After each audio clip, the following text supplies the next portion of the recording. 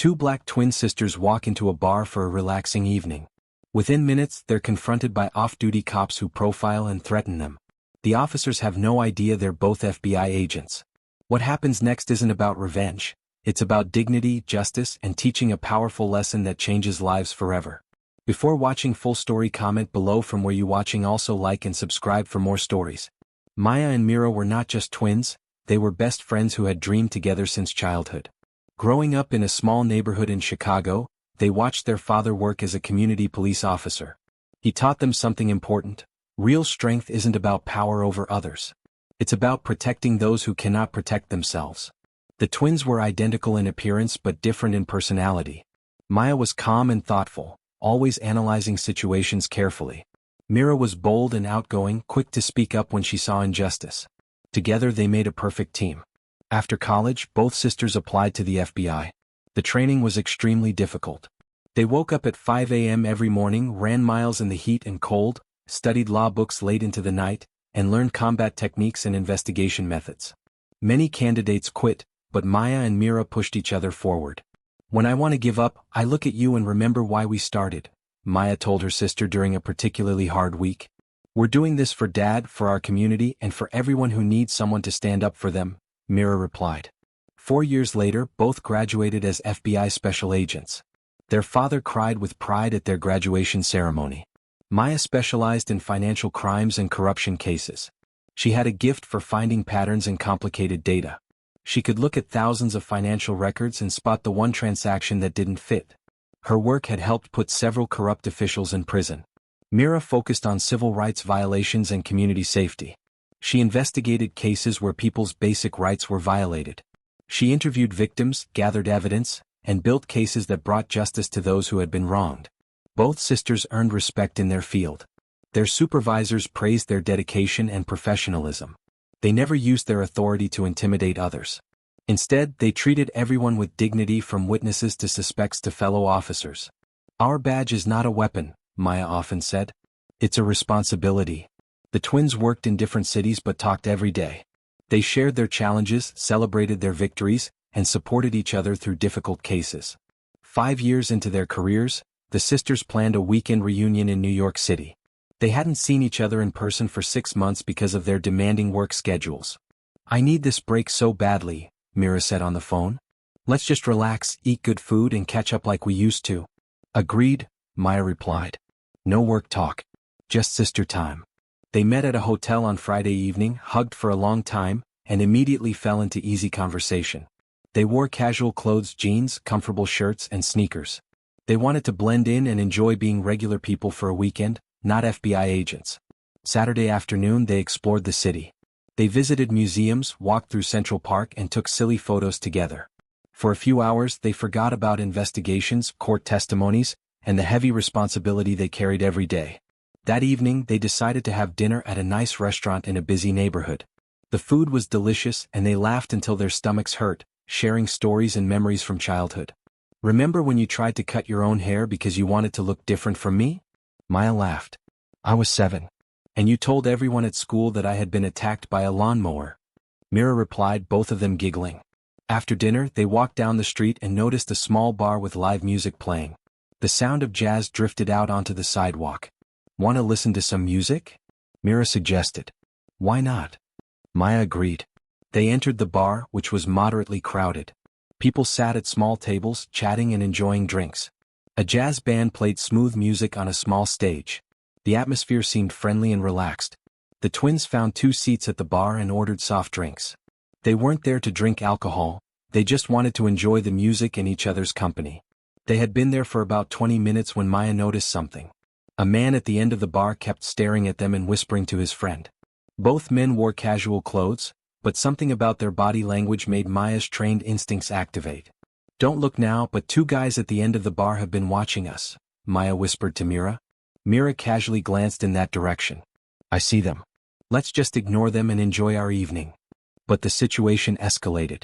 One of the men, a tall person with short hair, walked over to them. He stood too close, invading their personal space. "Hey, I haven't seen you two around here before," he said with an unfriendly tone. "What brings you to this neighborhood?" Maya remained calm. "Just enjoying the music. Have a good evening." She turned back to her sister, hoping the man would take the hint and leave. But he didn't. "I'm talking to you," he said more aggressively. "I asked you a question." Mira took a deep breath. Years of training had taught her de-escalation techniques. "Sir, we're just here to listen to music. We don't want any trouble." The man's friend joined him. "This is a quiet neighborhood. We don't need troublemakers here." Maya felt her heart rate increase, but she kept her voice steady. "We're not causing any trouble. We're sitting here peacefully." The first man leaned even closer. "I've got my eye on you too. I know your type." That statement revealed what this was really about.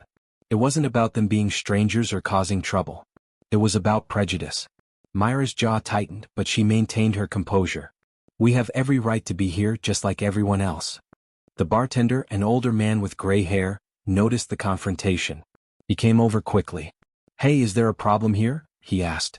"No problem," the tall man said. "Just making sure these two understand the kind of place this is." "This is a place where everyone is welcome if they behave respectfully," the bartender said firmly. "And these ladies have been nothing but respectful. So maybe you two should go back to your seats." The two men reluctantly moved away, but they continued to watch the twins and whisper to each other. Maya and Mira could feel the hostile energy. "We should probably leave," Maya said quietly. "This isn't worth ruining our weekend."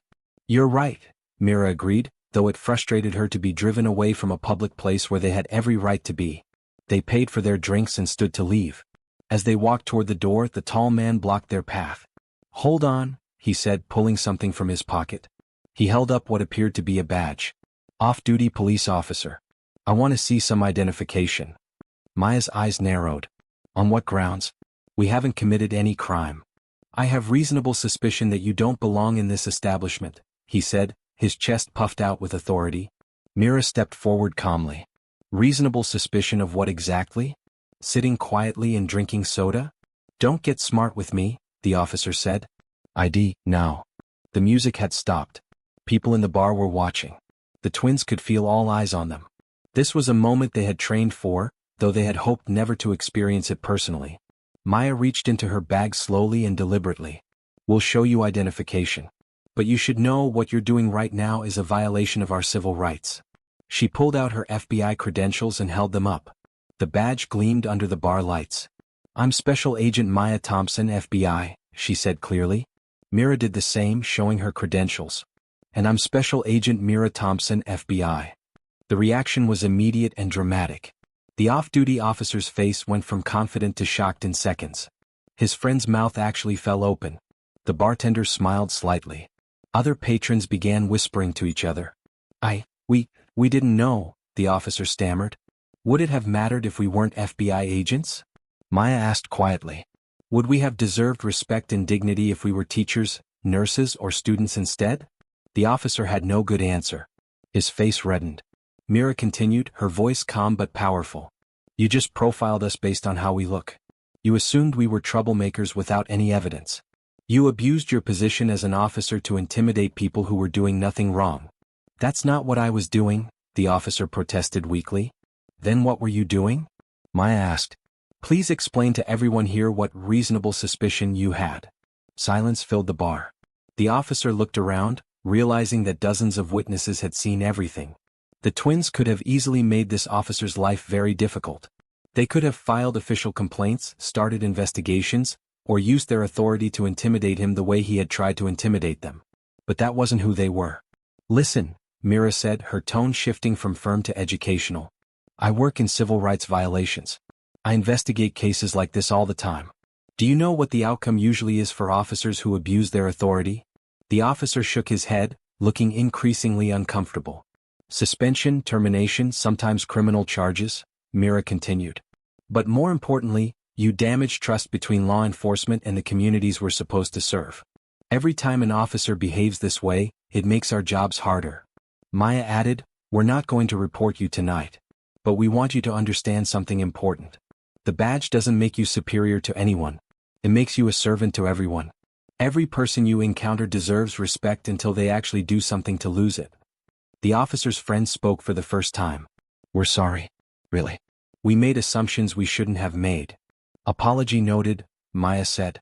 "But apologies aren't enough. Change your behavior. When you go back on duty, remember this moment.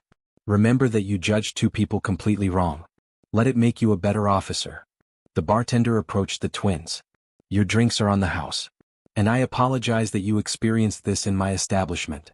Thank you, Mira said. But this isn't about free drinks. This is about creating spaces where everyone feels safe and welcome. An older woman from one of the tables stood up and walked over. I want to thank you both.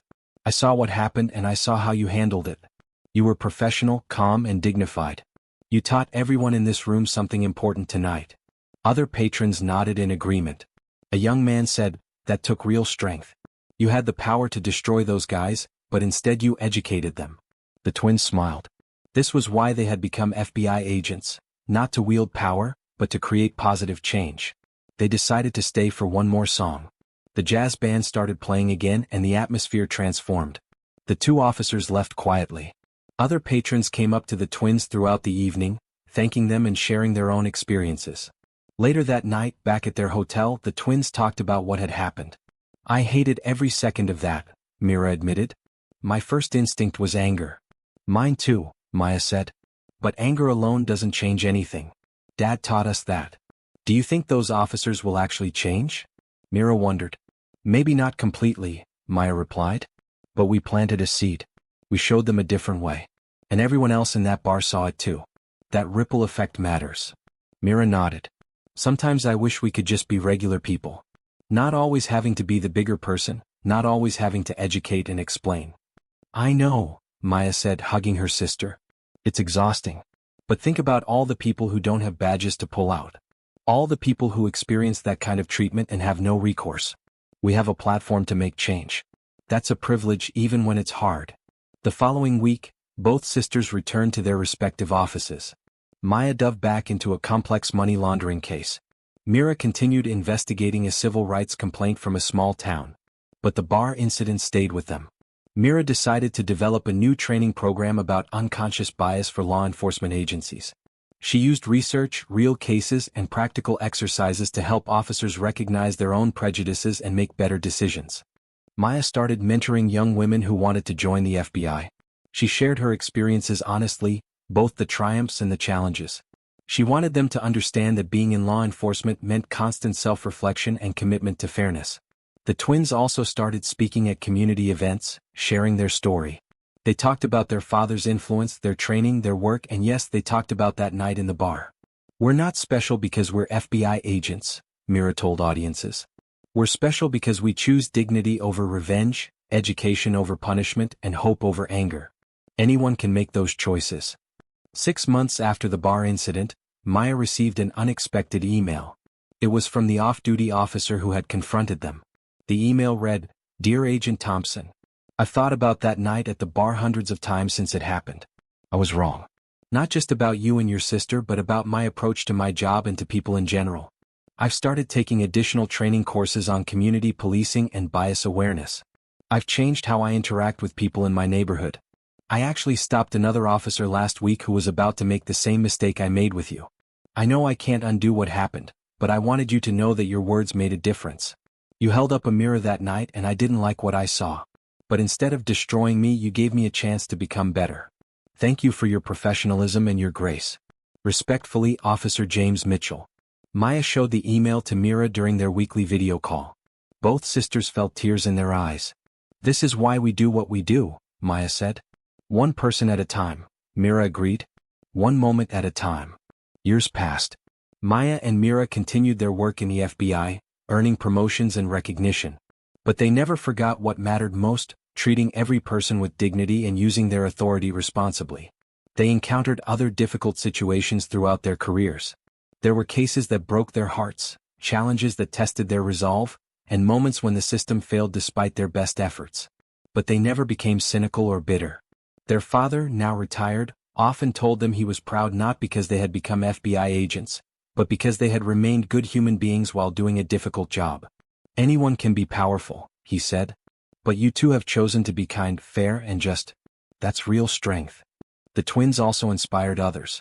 The bartender from that night became an advocate for inclusive business practices. He trained his staff to recognize and prevent discrimination, and his bar became known as a welcoming place for everyone. Some of the patrons who witnessed the incident became more active in their communities, speaking up when they saw injustice. The young man who had thanked them that night went on to become a civil rights lawyer. Even Officer Mitchell continued his journey of change. He eventually joined a task force focused on improving police-community relations, using his own experience as a teaching moment for other officers. 10 years after graduating from the FBI Academy, Maya and Mira were invited to speak at the graduation ceremony for new agents. Standing before hundreds of eager faces, they shared their philosophy. "You're about to receive tremendous authority," Maya told the graduates. "You'll carry a badge, a gun, and the power to significantly impact people's lives. The question is, what kind of impact will you choose to make?"